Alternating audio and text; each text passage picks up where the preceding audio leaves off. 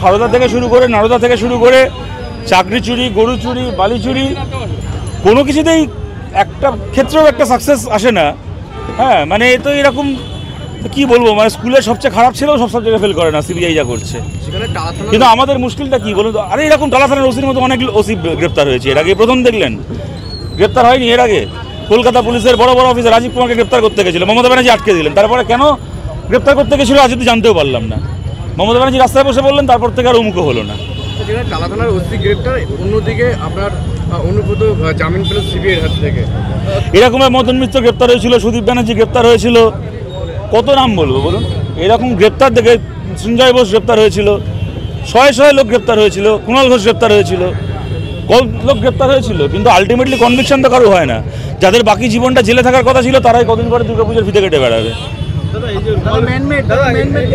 সিবিআইকে রুমাল বিক্রি করার কথা বলছেন, তার মানে কি এই তিলোত্তমা বিচারের সঠিক তদন্ত হচ্ছে না বা এরকম কিছু মনে হচ্ছে?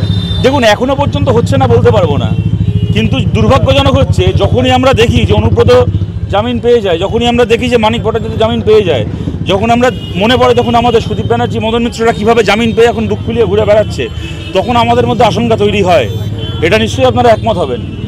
আমাদের তো আর যাওয়ার কোনো জায়গা নেই। আমরা তো এরপরে তো তিলোত্তমার ঘটনার বিচার তো আর তদন্ত তো আর স্কটল্যান্ড ইয়ার্ডের কাছে যাইতে পারবো না, ইন্টারপোলের কাছে যাইতে পারবো না, আমাদের দেশের যে সংস্থা আছে তার কাছেই যাইতে হবে। কিন্তু যখন আমরা দেখি আজকে সিবিআইকে কোথাও একটা কেসে সফলতা দেখলে যেমন আর 5টা কেসের ব্যাপারে ভরসা বাড়ে, তেমন আবার যখন একটার পর একটা কেসে ব্যর্থ হতে দেখি তখন যে কেসটা হাতে আছে সেটাকে নিয়ে আশঙ্কা বাড়ে। এটাই তো স্বাভাবিক।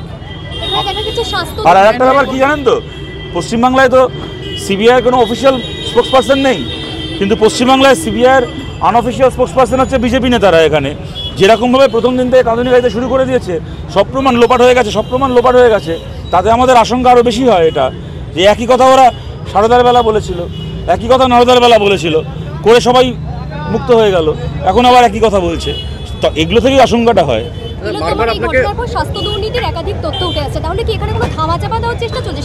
তাই তো মনে হচ্ছে। এবং দুর্নীতি মানে কি বলুন, ধরুন একটা টেবিল থেকে একটা টেবিলে একটা ফাইল যাবে, তাই নিয়ে দুর্নীতি। তা আমি সেটাকে বলছি না, সেটাকে ছোট করে দেখছি না, কিন্তু এই দুর্নীতিগুলো তো আমরা অভ্যস্ত ছিলাম। হ্যাঁ, বুঝেছি। একটা ক্ষেত্রে কোথাও একটা হাসপাতালের বেড পাওয়া নিয়ে দুর্নীতি, এগুলোতে আমরা পরিচিত ছিলাম। কিন্তু এখন এমনকি এই দুর্নীতির কথা শোনা যাচ্ছে যে হাসপাতালের মৃতদেহ একজন মানুষ নিজের বডি ডোনেট করেছেন। কে নিজের বডি ডোনেট করে বলুন তো? যে মানুষের কাছে কোনোরকম কোনো পরকালের লোভের থেকে পরের প্রজন্মের প্রতি দায়বদ্ধতা বেশি হয়, সেই নিজের শরীরকে ডোনেট করে যায়। সে বলে যে আমাকে চিতায় তুলতে হবে না, আমায় কবর দিতে হবে না, আমার মুখাগ্নি করে মন্ত্র পড়তে হবে না, বরং আমার শরীরটাকে চিকিৎসা বিজ্ঞানের কাজে লাগিও। সেই চিকিৎসা বিজ্ঞানের উন্নতিতে তো তার আর কোনো লাভ হবে না, সে তো পৃথিবী থেকে চলে গেল।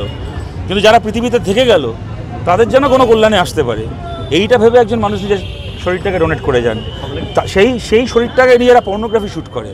সুতরাং দুর্নীতি মানে এগুলো খালি দুর্নীতি বলা যায় না, এগুলো বিকৃতি। একদল মানসিকভাবে বিকৃত কিছু মানুষ, মানসিক বিকৃতি কথাটাও আমার এখানে ব্যবহার করতে খারাপ লাগছে, কারণ মানসিক বিকৃতিটাও একটা অসুখ, তার চিকিৎসা আছে, কিন্তু এদের তো কোনো চিকিৎসাও নেই, তৃণমূলের কোনো চিকিৎসাও নেই। আপনাকে বারবার দেখা গেল যে এই প্রাক্তন কাউন্সিলরকে হুমকার, আর তার আমাকে কোনো হুমকা দিতে দেখা যায়নি। হুমকি উনি দিয়েছেন যে আমাদের বাড়ির মহিলাদের ছবিকে বিকৃত করে দেওয়ালে টাঙিয়ে দিয়ে আসবেন, হুমকি উনি দিয়েছেন। আমরা বলেছি আমাদের বাড়ির মহিলা খালি নয়, আপনার বাড়ির মহিলারও কোনো অসুবিধা হলে তার সম্মান রক্ষার্থেও, তার নিরাপত্তা রক্ষার্থেও আমরা রাস্তায় থাকবো। এটাকে হুমকার বলে না। কোনটাকে হুমকার বলে আপনারা ডিফারেন্সিয়েট করুন, নাহলে এই হুমকার আজকে আমরা শুনছি, কালকে আপনাদেরকে শুনতে হবে, শুনতে হয়। ইতিমধ্যে সাংবাদিকদেরকে অনেক হুমকি এমনিও শুনতে হয় পশ্চিমবাংলায়।